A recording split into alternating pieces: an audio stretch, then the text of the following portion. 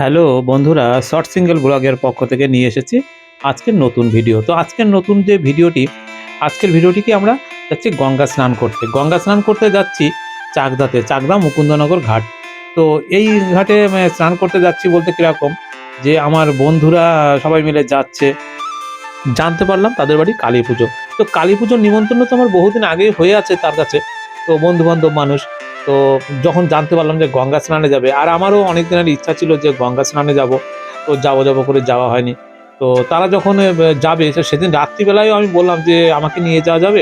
ও যে আমাকে বলছে যে তুই তো আগে বলিসনি, তো কী করেই বা নিয়ে যাই, আর আমাদের দুটো অটো রিজার্ভ করেছি, লোকও তো হয়ে গেছে।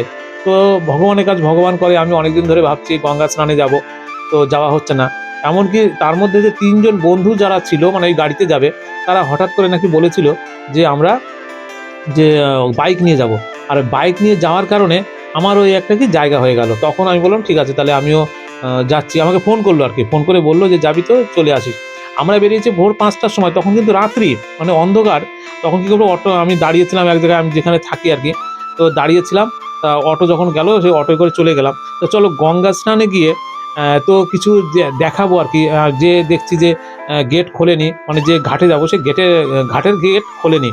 তো 6:30টার সময় গেট খুলবে, কিন্তু আগে এটা করতো না, এখন হঠাৎ নাকি দেখা যাচ্ছে 6:30টায় গেট খুলছে। তো যার জন্য আমরা আগে পৌঁছে গেছি।